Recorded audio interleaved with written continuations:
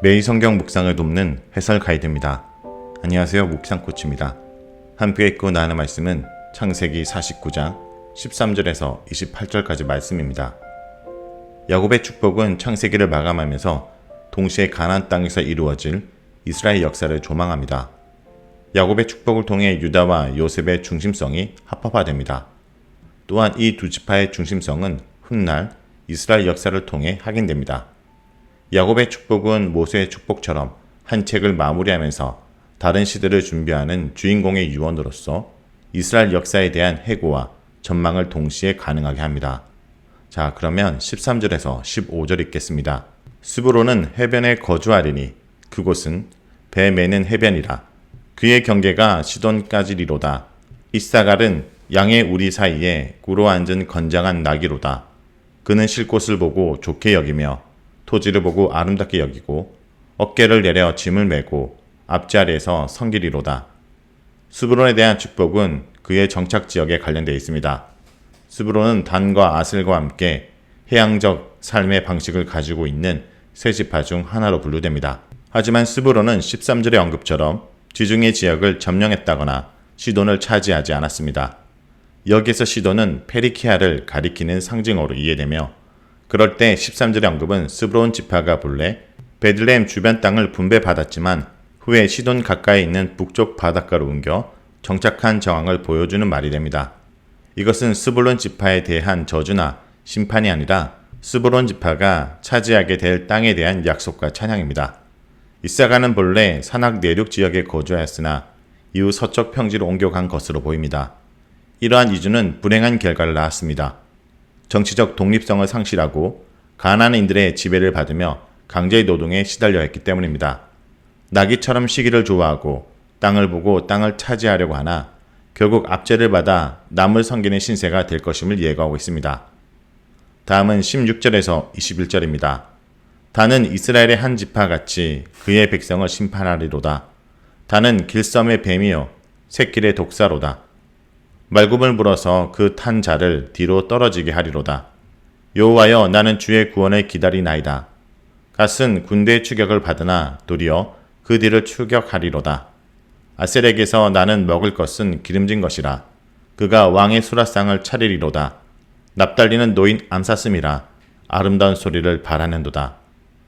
다는 출생 순서를 보면 야곱의 5째 아들입니다.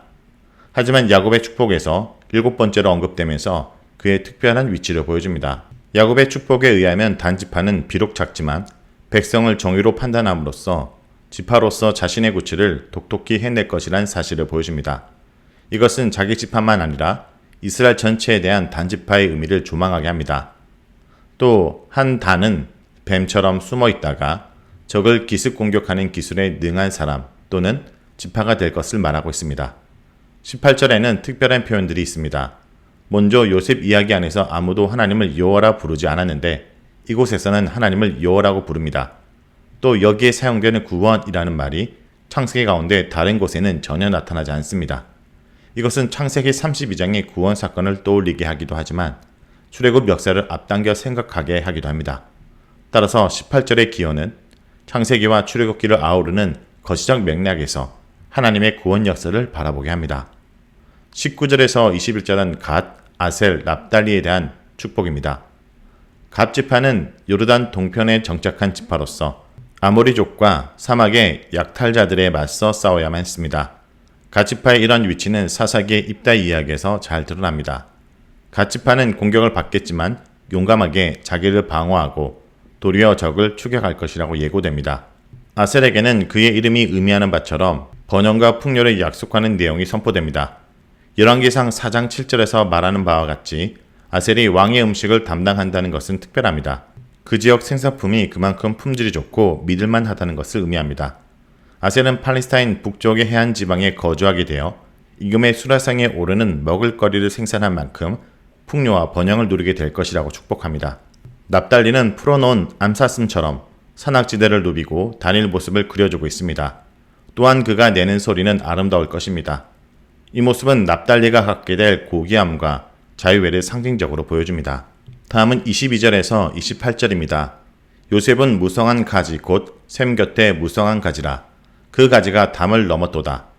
할 쏘는 자가 그를 학대하며 적개심을 가지고 그를 쏘았으나 요셉의 알은 도리어 굳세며 그의 팔은 힘이 있으니 이는 야곱의 적는 자 이스라엘의 반석인 목자의 손을 힘입음이라. 내 아버지의 하나님께 말미암았나니 그가 너를 도우실 것이요 전능자로 말미암았나니 그가 내게 복을 주실 것이라.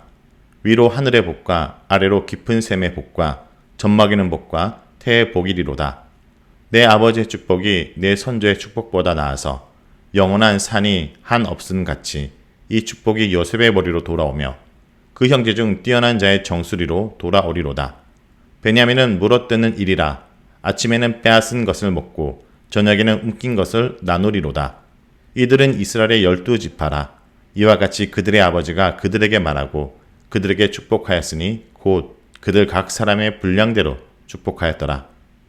요셉은 식물이 비유됩니다. 샘 곁에 무성한 나무 가지 이미지를 통해 그가 누릴 풍요를 나타내고 있습니다.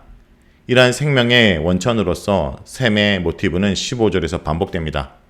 요셉은 하늘의 높은 곳에서부터 내리는 비와 땅의 깊은 곳에서 솟아나는 샘과 시냇물을 통해 물을 풍부하게 공급받아 풍성한 열매를 맺게 될 것입니다. 여기에 젖가슴과 테라는 모성적 돌봄의 축복이 더해집니다. 또한 할의 이미지를 통해 요셉의 강성함을 드러냅니다. 하지만 그의 강성함은 자신으로부터 나온 것이 아니라 하나님이 복주시고 도우신 결과입니다. 요셉에 대한 축복에서 눈에 띄는 점은 하나님이 다양한 이름과 은유를 통해 언급된다는 점입니다. 우선 24절에 세 가지 표현으로 등장합니다. 야곱의 강한 이, 목자, 이스라엘의 반석입니다.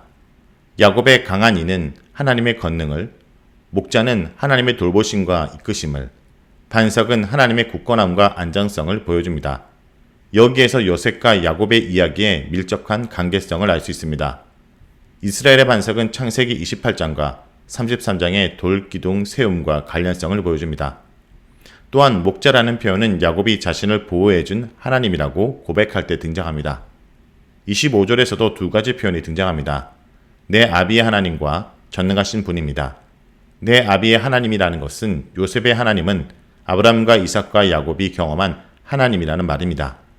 전능하신 하나님에 대한 고찰은 출생부터 지금에 이르기까지 양육과 돌봄을 통해 이스라엘의 모체가 된 야곱의 가족과 함께 하신 하나님의 모습을 분명하게 볼 수 있게 합니다.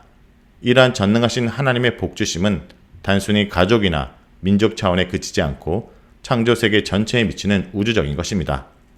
마지막 부분에서 요셉에게 부여되는 복은 선조들의 복보다 나으며 영원한 산들이 바라는 바에 이른다라고 말합니다. 여기에서 사는 이스라엘 산악 지역에 이르는 언덕들을 의미합니다.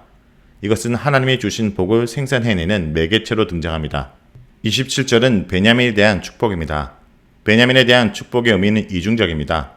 맹렬한 호전성과 약탈물에 대한 탐욕이 동시에 고찰됩니다. 이곳에서 1위는 다른 곳에서와 달리 긍정적으로 이해됩니다. 여기에서 주목할 점은 베냐민과 요셉과의 관련성이 드러나지 않는다는 점입니다. 오히려 베냐민은 동물의 은유를 통해 유다와 더 깊은 관련성을 보여줍니다. 이러한 언급을 통해서 우리는 훗날 있게 될 지파 간의 경쟁 구도를 앞서보게 됩니다. 유다와 요셉은 베냐민을 차지하기 위해 서로 경쟁하게 될 것입니다. 베냐민 지파는 본래 사울 이야기에서 나타나듯이 북이스라엘에 속한 것으로 나타나지만 열왕기상 12장 19절에서 23절에서는 유다 편에 속한 것으로 나타납니다. 베냐민은 두 지파 사이의 경계에서 변수 역할을 하는 균형자이자 주변인으로 드러나고 있습니다. 28절에서는 12지파에 대한 축복이 마칩니다.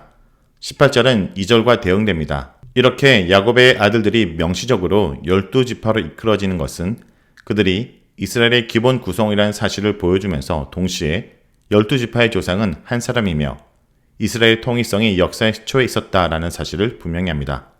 야곱은 12아들을 각각 복에 따라 축복하였습니다. 자, 여기까지가 창세기 49장 13절에서 28절까지 말씀입니다. 오늘 말씀을 통해 우리는 무엇을 묵상하고 적용해야 할까요? 첫째, 어려운 환경도 축복이 될 수 있습니다. 유다와 요셉은 야곱으로부터 가장 많은 유언과 가장 많은 축복의 말을 들었지만 실제로 그들에게 주어진 것은 척박한 땅과 거친 산지였습니다. 하나님을 믿는다고 하면서도 하나님에게 원하는 것이 물리적인 복의 수준에 머무는 경우가 있습니다. 좋은 환경에 산다고 행복한 것이 아니며 오히려 가난한 사람이 더 행복할 수 있습니다. 기름진 땅을 받는 이사갈의 후손들은 게을러져서 이방 족속의 노예가 되기도 했지만 유다 후손은 산악지대를 받아 그곳에 살며 오직 여호와만 의지했습니다. 유다 후손에는 통치자의 지팡이가 떠나지 않아 다윗과 같은 위대한 구원자가 나온 것은 척박한 환경을 불평하지 않고 오히려 하나님을 의지하는 기회로 삼았기 때문입니다. 유일하게 영원한 복은 오직 하나님께서 그리스도를 통해서 주시는 구원이요 영생입니다. 둘째, 징계도 축복에 해당됩니다. 야곱의 아들들을 향한 유언에는 저주라는 단어도 축복이라는 말도 나오지만 성경 기자는 야곱이 아버지로서 12아들을 모두 축복했다고 해석합니다.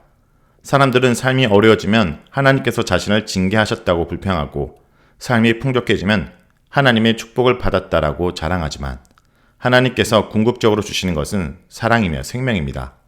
가파른 벼랑을 힘들게 오르지 않거나 극한 죄를 견뎌내지 않고는 눈 덮인 높은 산을 정복할 수 없습니다. 실수하여 코스를 잘못 선택하면 돌아가는 수고를 해야 하고 교만해져 게을름을 피우거나 시간을 낭비했으면 나중에 그만큼 벌충해야 끝까지 낙오하지 않고 정상에 오를 수 있습니다. 하나님의 자녀로서 최종적인 구원에 이르기 위해 가장 먼저 해야 할 일은 세속적인 축복관을 버리는 것입니다.